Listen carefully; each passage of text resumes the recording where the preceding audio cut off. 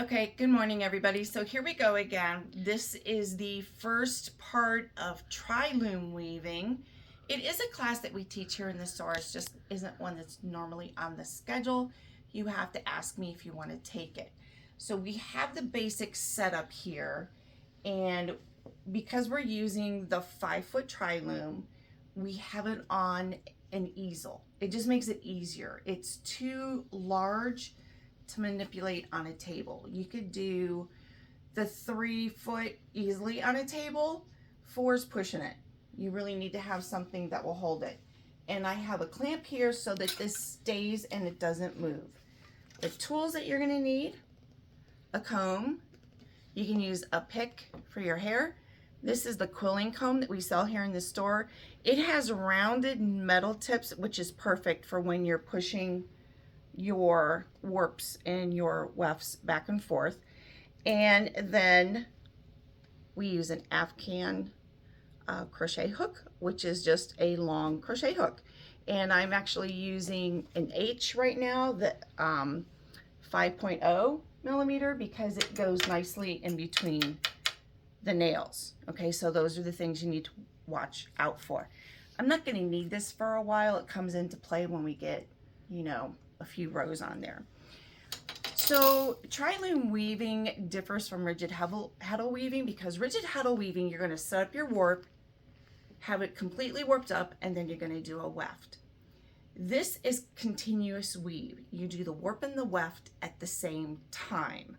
Okay, so that's the biggest difference. When you're done, it's complete. The only thing left that you need to do is add fringe if you're going to put fringe on the sides for your shawl, or you can just leave it the way it is and just crochet chain across the top. And when we get ready to take it off, we're going to show you that. And then that way you are able to sew multiple pieces together to create blankets and larger pieces. So what I've got here is I have 3 strands of yarn, and they are in a basket on the floor down there. And you want to do it from behind and pull it up over. So this is how you do this so your yarns don't get tangled. So the first thing we're going to start with is a slip knot. And you want, if you're going to do fringe on a shawl for this, you want to make sure you leave a long enough tail that gets incorporated into your fringe. So our first placement is over here, and you put the slip knot on that very corner nail and you pull it tight. Okay. The next step is to go between here. So you're going to run along the edge of those top nails, and you're going to walk this over. And this is your first weave. Now here's the thing. Do not pull too tight on this. This will tighten as you add more to your piece. And if you start with it super tight like this, can you see that across the top? If you start with it super tight, you're not going to have any room to do any weaving, because it's going to be like a rug. It'll be so tight. So you want to give it some stretch. So your first piece is under the corner. You go up and around, okay? And then you come up and around, stay on there. That first one's always a doozy. It is. Up and around, okay? And then under the next nail down on the side, okay?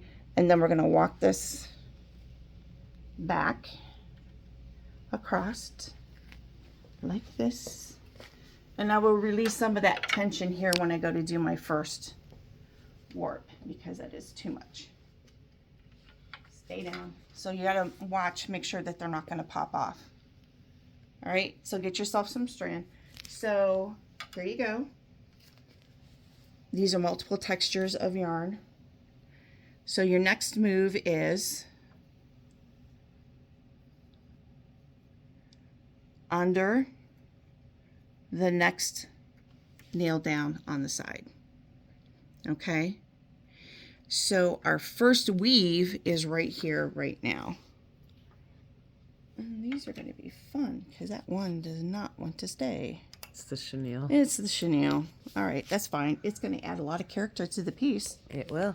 All right, so now what you do is you go over the bottom, under the top, grab your yarns, pull them through. And when you go over, you are going over 3 yarns because you're using 3 yarns. You treat the 3 as 1. Right. Okay. I just want to make that clear. That's all.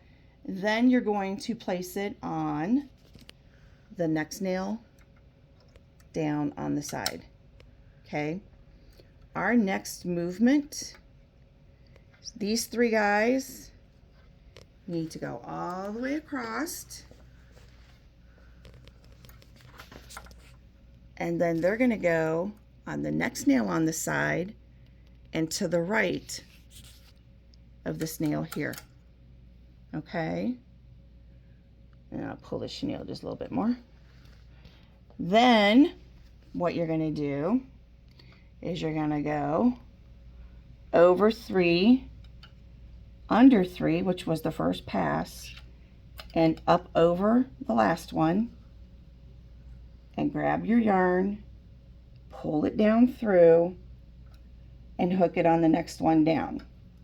So what I want you to see is whatever you do here is happening on the other end. So you're always going to have side up, side across, side up, side across. So this is the continuation. You're always going to have 2 sides to one top. And then we do it again. Walk it on over. Got a nice shot of your hair. Sorry about that. Perfect. It's all right. Sorry for the blindness because of the shiny hair. All right, so here we go. The chenille is a pain. Yep. So over the next yarn down, the next nail on the side, and then to the left of the one that isn't being used. He wasn't on your hook. This because he's from the one above. He popped off? Yeah. Oh, I didn't see that. So stop messing with my work. Okay. Sorry.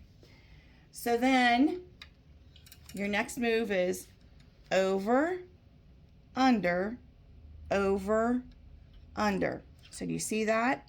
Yep. And then grab your yarn, pull it through, hook it on the nail, and walk across. So this is your basic step. So the next one down and up. And the chenille, I'll be fighting with the chenille the whole time, but that's okay. That's normal. So there you go. So it's around, and when you're weaving, you always start over on the bottom 3. Yeah, if you're going under the bottom 3, you messed up somewhere and you need to step back and take a look at what you're doing. So what you need to see is that it's over, under, over, under. So Show now that this, again. it's going to be over, under, over, under. And it's this that I'm talking about. So your next pass is always over, under, over, under, over. Yep, and then grab that, And pull it then you down, and grab latch this to the next one. nail. Pull it down. Doing this left-handed. I lost one. There it is. Goes here, and then you go across. So Awesome. what you're going to see here is when we get over to the other side, this over, under, over, under, over is going to be the exact same thing on the other side. Yep. So one more time, walking this across. And I'll tell you, when you're doing this and you get like 5-6 inches in, and all of a sudden you see a long weft strand that goes over 3 sections instead of 1, it means you missed an over under somewhere. Right. So that's the thing to watch for. Yep. So it's very easy to do, and you kind of want to keep these guys. If you keep these guys separated like this, you can actually see better. Yeah. Your over under. And the other thing that is something that happens a lot is if you miss one, or here's the grab 2. Okay, you see this? Yep. It should have been one, There you go. and then like that. Yep. But it's real easy to miss. If you look here, there's only 2 strands there. I missed one. Okay. So I need to go back and grab it. It's your chenille, isn't it? It's the chenille. She's never letting me pick yarns for Oh, I a don't care. thing ever again. Hey, I did the mohair one, so Oh, gross. you started it. I did. That was the dumbest decision I ever made. Do not do the Tri-loom with anything wool unless you would like to lose your mind. Or if you're experienced enough that you don't mind fighting it. Yeah. So these are your basics. So over here you're seeing in the corner it's starting to build out. And I take my hook and I just kind of push down.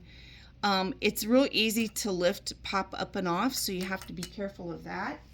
And see here on this side, so see this? These haven't been pushed down yet. And so you can just push them down, and everybody is nice and neat. Good. So you would continue in this manner until you get to the part where you want to lay in some other yarns or fibers. And that is something that we are going to be showing you how to do in the next session of Tri-loom weaving, is how to lay in some different fibers and art yarns and anything else, some sparkle stuff, whatever you want to make it Unique fun and funky. different. Yeah. And different. So we would continue in this manner. What's going to happen, you can see it's growing from the corner to the middle. Yep. Corner to the middle, so they get longer passes. And as you get closer to the middle, these strands are going to tighten up because they have more they absolutely will. of the warp going through them. And then our end goal is when we get to this middle piece, we do a final pull through, and then we can fringe it. And then Perfect. we can get it off of there. So hopefully this is something that will excite you into wanting to learn how to do Tri-loom. And if you already do Tri-loom, this here is a perfect for the beginning. The beginning is always the hardest thing to start. We always forget how to do it. You got to do the slip knot, come across, do this, do that, and your first weave doesn't happen until you get back here in this corner. So yeah, you can do just 2 worsteds. You can do 1 super bulky.